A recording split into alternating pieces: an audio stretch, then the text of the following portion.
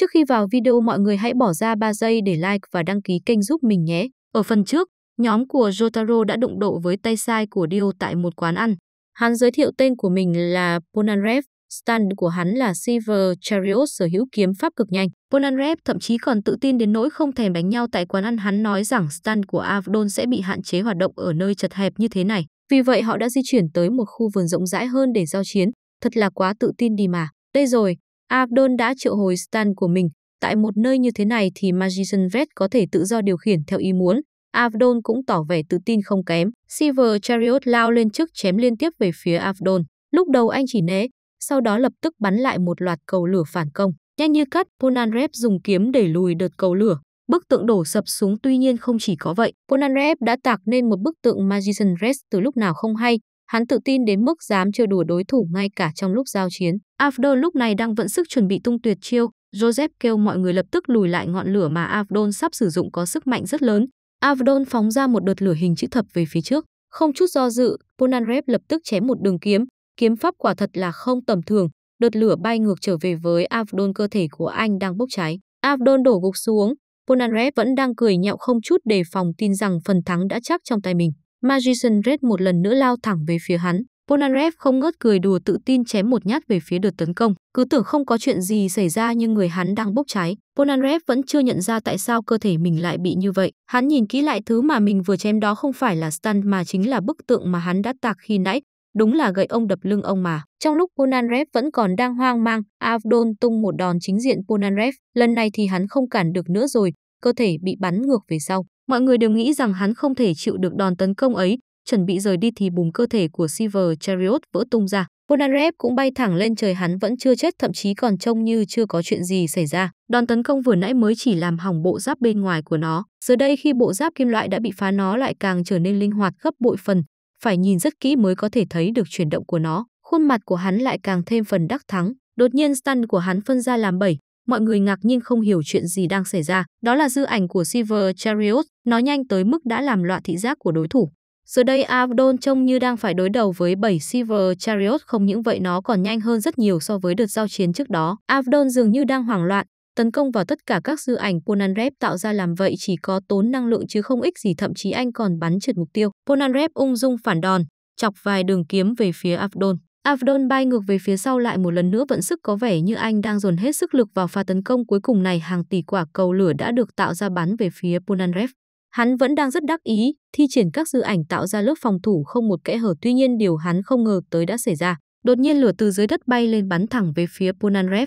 Lần này thì chắc chắn trúng rồi. Thì ra Avdon đã tạo ra một chiếc hố ở đó qua đợt tấn công vừa rồi. Ngọn lửa ban đầu anh đã cố tình đánh trượt để đào hố dẫn thẳng tới chỗ Polnareff. Việc còn lại chỉ đơn giản là bắn lửa qua đó. Polnareff đã quá chủ quan khi chỉ phòng ngự xung quanh, không chú ý đến bên dưới. Avdon ném cho hắn một con dao, kêu hắn dùng nó để tự kết liễu vì chết cháy rất đau đớn. Polnareff từ chối, lòng tự trọng không cho phép hắn làm điều đó. Tuy nhận chỉ thị từ Dio nhưng lòng tự trọng của hắn vẫn tỏa sáng, chắc chắn là phải có một nguyên nhân nào đó. Đây rồi, một búi thịt của Dio vẫn còn đang ngọ nguậy trên trán Polnareff. Jotaro ngay lập tức xử gọn nó. Sáng hôm sau, nhóm Jojo đang trên đường ra bến tàu lên đường tới Ai Cập thì Polnareff xuất hiện. Polnareff muốn cảm ơn vì đã giúp giải thoát khỏi Dio. Polnareff kể rằng đang trên đường đi tìm kẻ đã sát hại em gái mình và Dio đã biết thông tin về kẻ đó. Polnareff quyết định xin gia nhập nhóm của Jojo tìm đến Dio để có thể trả thù cho em gái của mình. Giờ đây số thành viên của nhóm đã tăng lên 5 người. Họ cùng lên một chiếc tàu dự tính 3 ngày tới sẽ cập bến Singapore. Tất cả thuyền viên trên tàu đều đã được xác minh danh tính. Tuy nhiên đã xuất hiện một vị khách không mời mà tới. Một cậu nhóc lén đi chui thuyền đã bị phát hiện, dù bị tóm nhưng vẫn phản kháng rất dữ dội, không có vẻ gì hối hận cả. Nó cắn vào tay của thủy thủ rồi nhảy tùm xuống làn nước biển. Không may cho nó, vùng biển này rất nhiều cá mập. Vừa dứt lời thì ngay lập tức đã có một con cá mập bơi xuất hiện dưới chân nó. Tình thế cực kỳ nguy hiểm. Con cá mập bắt đầu tăng tốc tiến về phía con mồi của mình. Khuôn mặt cậu bé cực kỳ sợ hãi. Ngay lúc con cá mập chuẩn bị tấn công thì ăn luôn một đấm của Star Platinum bay thẳng lên trời. Cậu bé còn đang kinh hãi chưa kịp hiểu chuyện gì đang xảy ra thì Jotaro đã túm lấy cậu tính lôi vào. Tuy nhiên hình như có cái gì đó sai, hóa ra cậu bé mà chúng ta đang lầm tưởng lại là con gái. Jotaro tiếp tục kéo cô bé về tàu. Ở phía sau lưng xác con cá mập đã bị xẻ làm đôi bởi một kẻ chưa rõ. Một đôi vây gai nhô lên từ mặt nước, nguy hiểm vẫn chưa kết thúc. Jotaro tăng tốc bơi về phía thuyền. Kẻ địch kia cũng không phải tầm thường, đuổi theo rất sát nút. Nếu không có sự trợ giúp của Kakyoin có lẽ họ đã bị tóm rồi. Hai cặp vây khi nãy biến mất, thứ vừa tấn công họ là Stan. Mọi sự nghi ngờ bắt đầu đổ dồn về phía cô gái. Liệu có phải cô đã cố tình nhảy xuống nước để dụ Jotaro vào chỗ nguy hiểm hay không? Lúc này thuyền trưởng của chuyến tàu đã xuất hiện, ông tới vì nhận được thông tin về kẻ đi chui. Nhìn thấy Jotaro đang hút thuốc, ông giật lấy điếu thuốc dí thẳng vào mũ Jotaro, nói rằng hút thuốc là không được phép trên chuyến tàu này, thái độ cực kỳ đáng ngờ. Jotaro nói rằng đã phát hiện ra thuyền trưởng cũng là người sở hữu Stan. Mọi người đều ngạc nhiên cho rằng Jotaro đang đoán bậy, thuyền trưởng đây là người của tập đoàn Speedwagon đã được xác minh rất rõ ràng, tuyệt đối không thể nào có chuyện như vậy được. Jotaro nói thêm mình biết cách phân biệt người sử dụng Stan, khi hít phải khói thuốc mũi của họ sẽ hiện lên một mạch máu đỏ. Bất giác tất cả mọi người đều đưa tay lên mũi, duy chỉ có cô bé vừa rồi không hiểu họ đang nói tới chuyện gì. Vậy là đã rõ tên thuyền trưởng này chính là kẻ địch tiếp theo, thuyền trưởng thật đã bị hắn sát hại từ trước rồi giả danh lên chuyến tàu này. Hắn đã định che giấu thân phận rồi xử lý từng người một, tuy nhiên đã bị phát hiện rồi nên hắn không còn cách nào khác phải lôi mọi người xuống biển, nơi mà hắn có thể tự do hành động đúng với thế mạnh của mình. Nói rồi hắn túm lấy cô bé kia nhảy xuống nước, nhưng người còn chưa chạm nước đã bị Star Platinum cho ăn vài đấm vào mặt rồi túm lại cô bé. Jotaro tính kéo lên nhưng anh không thể nào thu tay về được, vô số những con hà đang giữ chặt lấy tay của Star Platinum, chúng đã bám vào Jotaro khi đánh vào tên thuyền trưởng giả mạo khi nãy. Không còn cách nào khác, Jotaro lao mình xuống nước, còn cô gái kia giao lại cho Kakyoin kéo lên tàu. Những con hà lúc này đã hút lấy sinh lực của Jotaro, bắt đầu sinh sản phủ kín người cậu. Cậu định bơi lên mặt nước để thở, tuy nhiên stand của kẻ địch đang tạo ra một xoáy nước khổng lồ ngăn cậu lại. Mọi người trên thuyền tính nhảy xuống cứu Jotaro nhưng không thể, vẩy của hắn sắc như dao, hắn ta đã phủ vô số vẩy của mình trong xoáy nước đó, chỉ cần nạn nhân sơ suất nhảy vào là ngay lập tức mất mạng. Jotaro lúc này dường như đã hết sức lực, cậu vừa phải chống lại xoáy nước vừa bị đám hà hút mất sinh lực, cậu đành đứng yên giữa xoáy nước chờ thời cơ. Chỉ chờ có thế tên thuyền trưởng lao tới định tung đòn kết liễu hắn, nghĩ hai tay của Jotaro đã bị lũ hà làm cho đông cứng. Jotaro dường như cũng chỉ chờ vậy, hai ngón tay của Star Platinum đột nhiên vươn dài ra cắm thẳng vào đầu đối thủ. Trúng đòn chí mạng, tên thuyền trưởng chỉ còn ú được vài câu rồi chìm dần vào đáy biển. Jotaro ngoi lên mặt nước chuẩn bị lên tàu tiếp tục cuộc hành trình. Bùng, chuyến tàu phát nổ, tên thuyền trưởng khi nãy đã cài bom trong tàu, trước khi chết hắn vẫn kịp kích nổ. Nhóm 5 người cùng với thuyền viên phải di chuyển bằng thuyền dự phòng chờ tàu cứu hộ tới. Vừa dứt lời thì một con tàu khổng lồ từ đâu xuất hiện, không biết còn những hiểm nguy gì đang chờ đón họ phía trước. Toàn bộ mọi người tiến lại gần con tàu, cầu thang đã được hạ xuống, điều lạ lùng là không có ai ra tiếp đón cả, con tàu này không có lấy một bóng người, dường như bị bỏ hoang vậy. Mặc dù vậy, mọi máy móc thiết bị trên con tàu đều vẫn hoạt động bình thường như không có chuyện gì xảy ra. Nhóm thủy thủ lúc này đang kiểm tra con tàu, họ dừng lại ở khu vực cần cẩu. Đang tiến hành kiểm tra thì đột nhiên chiếc cần cẩu gặp sự cố, móc câu của nó móc thẳng vào một thủy thủ, cảnh tượng hết sức kinh hãi, có vẻ như kẻ địch đã bắt đầu hành động rồi. Sinh vật duy nhất xuất hiện trên tàu là một con khỉ đang bị nhốt trong lồng, mọi người đều bỏ qua, duy chỉ có cô gái khi nãy là chú ý đến nó. Nó gõ vào ổ khóa ra hiệu cho cô mở lồng giúp, tuy nhiên cô không biết chìa khóa ở đâu cả, nó chìa ra cho cô được quả táo. Miếng táo được cắt bằng dao, tuy nhiên vẫn chưa bị thâm, chứng tỏ là nó chỉ mới được cắt ra thôi. Con khỉ này thậm chí còn biết cả châm thuốc hút như con người, không những thế nó còn xem cả tạp chí Playboy, đúng là một con khỉ thông minh. Đang hỏi nó về người cho nó ăn thì hai thủy thủ đi vào nói cô bé tránh xa khỏi nó ra rồi đưa cô ra ngoài. Cô bé cảm thấy người mình bị bẩn nên quyết định đi tắm một lát, trên chuyến tàu này vẫn có nước nóng, đúng là tuyệt vời mà. Trong lúc cô đang tắm thì con khỉ đã thoát khỏi lồng sát hại toàn bộ thủy thủ rồi tiến về phòng tắm, nó đột ngột xuất hiện phía sau lưng cô, ngắm nghía thật kỹ trông có vẻ rất khoái. Nó tiến lại gần hơn nữa thì ăn ngay một đấm của Jotaro từ phía sau, cái ổ khóa bị ném thẳng vào đầu nó. Con khỉ cũng không vừa đấm lại phản đòn, một cánh quạt từ phía sau rơi ra đâm thẳng vào vai Jotaro, nó chắc chắn cũng sở hữu stand, tuy nhiên Jojo lại chưa trông thấy stand của nó ở đâu.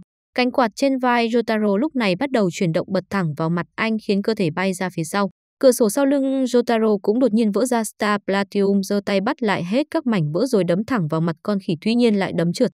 Một bức tường đã hiện ra ở đó, từ lúc nào trận cú đấm lại, còn con khỉ thì đang dần chìm vào bức tường đó. Mọi người bên trên bong tàu cũng đã bị lún vào con tàu trông như đầm lầy vậy. Jotaro lúc này đã nhận ra stand của con khỉ không gì khác chính là con tàu này, toàn bộ mọi thứ trên tàu đều là stand của nó. Sức mạnh của nó rất lớn nên người bình thường như cô gái và đoàn thủy thủ cũng có thể cảm nhận được. Jotaro bị con khỉ dùng ống nước trói chặt vào tường. Nhóm Joseph trên bong cũng đang bị mắc kẹt. Nó nghĩ rằng phần thắng đã chắc trong tay nó nên quay về phía cô gái tỏ vẻ thèm thuồng. Jotaro búng một chiếc cúc áo về phía con khỉ, nó điên cuồng lao về phía Jotaro không chút phòng bị. Ngay lập tức Starfinger được sử dụng đánh mạnh vào chiếc cúc áo đang rơi xuống, nhắm thẳng vào đầu con khỉ. Tấn công thế này thì có khác gì đạn bắn đâu, con khỉ bay ngược ra sau ôm đầu đau đớn. Jotaro lúc này cũng đã thoát ra khỏi đống ống nước. Con khỉ bị dồn vào chân tường cởi áo xin hàng, tuy nhiên Jotaro không hề bỏ qua cho nó đấm liên tiếp thẳng vào con khỉ, nó đã bị đánh bại, con tàu vì thế cũng đang dần tan biến. Nhóm Jojo nhanh chóng nhảy xuống thuyền dự phòng khi nãy tiếp tục cuộc hành trình, vậy là đã 4 ngày từ ngày họ rời Nhật Bản, còn lại 46 ngày nữa để cứu Holly trước khi quá muộn. Nhóm 5 người họ dừng chân ở Singapore, họ đến thuê phòng ở một khách sạn. Ban đầu họ dự tính thuê phòng sát nhau cho an toàn, tuy nhiên do lượng khách thuê phòng tăng cao nên phòng của họ sẽ cách nhau tương đối xa. Joseph sẽ ở chung với Abdon, Kakyoin và Jotaro chung một phòng, còn lại Polnareff và cô gái kia ở phòng riêng. Polnareff nhận lấy chìa khóa đi về phòng của mình, anh chậm rãi tiến vào cẩn thận kiểm tra căn phòng. Mọi thứ trông như vẻ không có gì bất ổn cả, tuy nhiên Polnareff đã nhanh chóng phát hiện ra có người ở trong căn phòng từ trước. Đây rồi từ trong tủ lạnh chui ra một gã người đầy sậu trông rất dị hợm. Tên này ngốc đến nỗi lấy hết đồ trong tủ lạnh ra để trốn mà quên không cất đống chai lọ đi chỗ khác. Polnareff lập tức đâm cho hắn mấy nhát, điều kỳ lạ là hắn không hề chống trả, vừa cười vừa tỏ vẻ đau đớn, liên tục nói nguyền rủa Polnareff. Hắn nói đã cố tình làm vậy để Polnareff tìm ra và tấn công, dứt lời hắn nhảy xuống khỏi ban công của căn nhà. Chân của Polnareff bị thương, anh chạy vào phòng băng bó vết thương, lấy điện thoại gọi cho Joseph báo về vụ tấn công. Con búp bê đang sờ khi nãy ở trên bàn đã biến mất nhưng Polnareff vẫn chưa nhận ra. Nó đang núp dưới gầm giường, trong tay cầm một con dao. Tên của nó là Divo, nó được điều khiển qua sự thù hận của chủ nhân mình, chính vì vậy mà tên khi nãy mới cố tình để Polnareff phát hiện ra và tấn công hắn. Chưa ai đụng độ phải hắn mà còn sống sót cả, vì vậy nên thông tin gì về Stan này là hết sức mơ hồ. Quay trở lại với Polnareff, chìa khóa phòng lúc này bị rơi xuống gầm giường, hoặc là do con búp bê đã giấu nó ở đó. Polnareff phải chui vào gầm giường lấy nó ra, đột nhiên xung quanh giường phát ra đầy tiếng bước chân. Cơ thể Polnareff nhanh chóng bị trói chặt vào giường, con búp bê khi nãy đã bắt đầu hành động, nó hất dầu gội vào mặt làm cay mắt Polnareff rồi cầm cưa cắt phăng 4 thân giường. Người phục vụ phòng phát hiện ra Polnareff bị kẹt dưới gầm giường nhưng cũng đã bị nó xử lý nhanh gọn. Nó lôi cái xác vào phòng, đóng cửa rồi quay trở lại với Polnareff. Silver Chariot được triệu hồi, tuy nhiên do nó chỉ sử dụng chung tầm nhìn với Polnareff nên không thể thấy được con búp bê, vì vậy nên chỉ còn cách chém loạn cầu may. Con búp bê chém một nhát vào chân của Silver Chariot rồi cầm dao phóng thẳng vào giữa giường, đâm liên tiếp về phía Polnareff. Polnareff lúc này không còn cách nào khác ngoài tiếp tục tấn công trong vô vọng chém liên tục ra xung quanh. Tấm gương ở cạnh giường cũng đã bị phá nát. Divo đập phá hết chai lọ trong tủ. Nước chảy đầy phòng, nó ngồi im cười rất đắc ý, dường như nó đã nảy ra một kế hoạch nào đó. Quả đúng vậy, nó đã cố tình làm ướt căn phòng, hòng làm Polnareff bị giật điện với một chiếc máy sấy. Nó bám vào phía trần nhà nghĩ rằng đây đã là chỗ ẩn náu an toàn. Polnareff không thể thấy được, từ từ thả chiếc máy sấy xuống. Chiếc máy sấy chuẩn bị chạm tới mặt nước thì Silver Chariot đã xiên một nhát xuyên qua chiếc máy sấy, cắm thẳng vào đầu Divo. Nhờ đống gương vỡ vừa rồi mà Polnareff đã xác định được vị trí của nó. Tấm gương vừa rồi cũng là do anh cố tình phá vỡ chứ không phải tấn công trong hoảng loạn. Thoát được ra khỏi chiếc giường rồi thì con búp bê kia không còn là đối thủ của Silver Chariot nữa, nó nhanh chóng bị chém nát ở tầng dưới. Chủ nhân của nó cũng kêu lên một tiếng đau đớn. Chiến thắng thuộc về Polnareff, tuy nhiên anh lại vướng vào rắc rối với cái xác của nhân viên phục vụ trong phòng mình. Rất nhanh chóng, luật sư của tập đoàn Speedwagon đã tới giải quyết ổn thỏa mọi việc. Quay trở lại với Joseph và Abdon, hai người lúc này đang dò thêm hình ảnh về đâu qua chiếc TV với stand của Joseph. Màn hình TV hiện lên thông điệp cảnh cáo Kakyoin là kẻ phản bội, hãy cẩn thận. Kakyoin lúc này đang đi phía sau Jotaro với một vẻ mặt rất đáng sợ. Đây cũng là cảnh kết thúc của phần 2. Mọi người nhớ like, đăng ký kênh và bấm chuông để nhận được thông báo nhanh nhất khi ra tập mới nhé. Cảm ơn và tạm biệt mọi người.